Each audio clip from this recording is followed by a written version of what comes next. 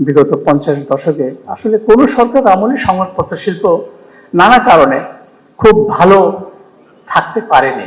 এরপরে আমি যদি বলি যে তার মধ্যে বলবো যে 15 বছর বললাম, আর বিএনপির শাসন আমলে খুব স্বস্তিতে ছিলাম তা না। আমি যদি পার্থক্য করি যে সরকারের মধ্যে বিএনপির ক্ষেত্রে অধিকতর স্বস্তি জায়গ ছিল।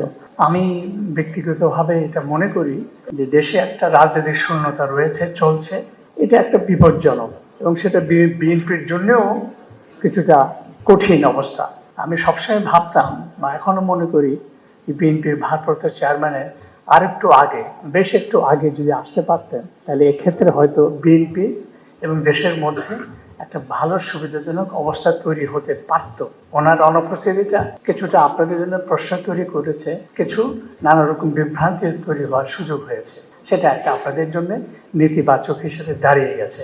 আর একই সঙ্গে যদি বলি এই একটা বছর বা 15 মাস ধরেও বিএনপির সকল কর্মকাণ্ড নানা স্তরে, নানা ভাবে, নানা ক্ষেত্রে যেভাবে হয়েছে, যতটুকু জানি বা যতটুকু জানি না, সেটুকু কিন্তু বিএনপির জন্য খুব ভালো হয়নি। এই দিকটাও নিশ্চয়ই আপনারা জানেন, নিশ্চয়ই এটা জনাব তারেক রহমান জানেন, এবং সেগুলো এখনো সংশোধন করার, ভালো করার সুযোগ সম্ভাবনা আছে।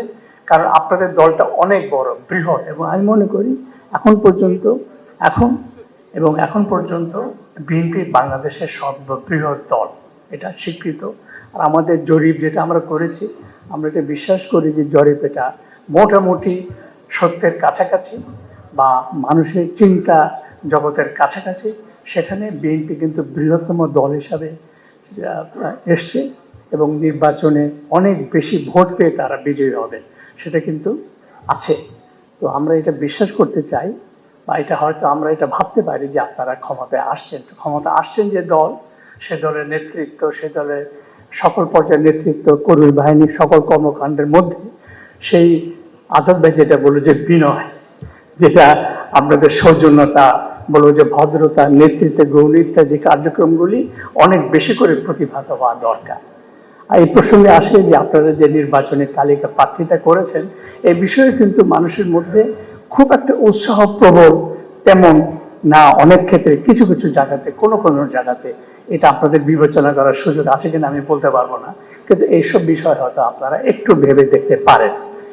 এভাবে যদি আমি দেখি তাহলে আমি আশা করব, এত বড় করে আপনারা সভা ডেকে আমাদেরকে আমন্ত্রণ জানিয়েছেন, খুবই ভালো উদ্যোগ, এবং আমাদের এখানে অনেক ভালো আলোচনা হয়েছে। আর এটা সবচেয়ে ভালো হলো যে এটা কেউ বলতে পারবে না যে বিএনপি পন্থী সাংবাদিকদের সমাবেশ হয়েছে, বা শহীদ ভাই তার পুরনো পছন্দ লোকদের এখানে উপস্থিত করেছেন।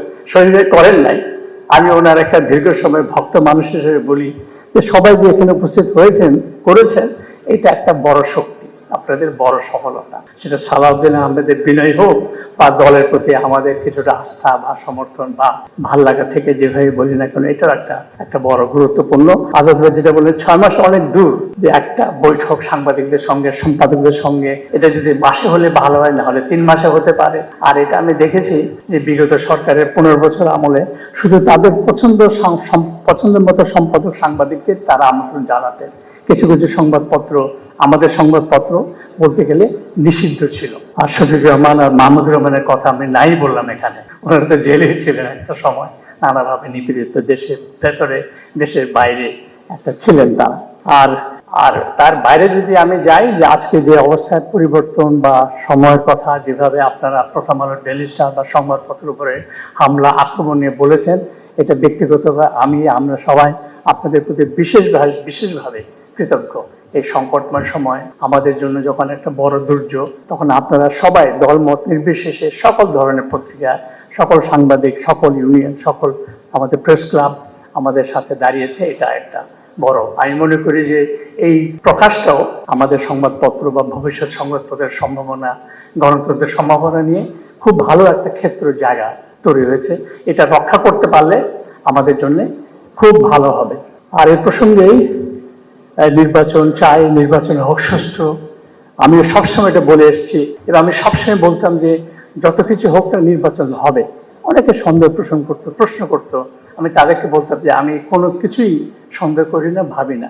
কিন্তু এখন আমার মনের মধ্যে একটু মনে মনে প্রশ্ন যাচ্ছে যে সময়টা যাচ্ছে, আগামী দিনগুলি কেমন যাবে, আগামী 2টা মাস কেমন চলবে, বিগত কয়েকদিনের যে ঘটনা তার কি প্রভাব হবে, কতটুকু হবে, এই নির্বাচনটা কতটুকু ভালো হতে পারবে প্রশ্ন আমার মধ্যে জেগেছে।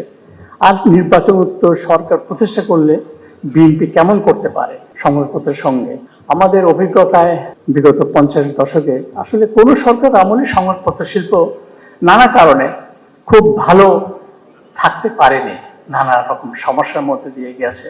তার মধ্যে আমি পার্থক্য করতে চাই বিগত 15-16 বছর বিগত স্বৈরাচারী সরকার আমলে সবচেয়ে বেশি নিপীড়ন, চাপ, ভয়, ভীতির মধ্যে দিয়ে সংবাদপত্রকে যেতে হয়েছে, আমাদেরকেও যেতে হয়েছে।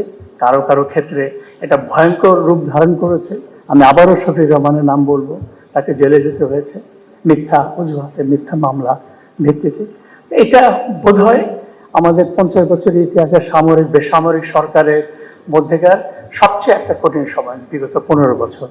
এটা শুধু প্রথম আলোর জন্য প্রযোজ্য না, সকল ক্ষেত্রেই প্রযোজ্য। আর কামাল আহমেদ যেটা সর্বশেষ বলে গেলেন যে ডিজিএফআই বা অন্যান্য গোয়েন্দা সংস্থাগুলো যেভাবে সরাসরি হস্তক্ষেপ করেছে রাতের বেলা, দিনের বেলা, সকালবেলা, নানা ক্ষেত্রে নানাভাবে, সেটাও একদম অগ্রহণযোগ্য।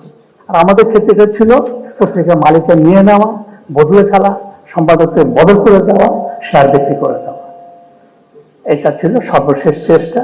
যদি জুলাই আগস্টের পরিবর্তন না হতো তাহলে প্রথম আলো এই মালিকানা বা এই সম্পাদক বা এই পরিবেশ অবস্থা থাকতো না।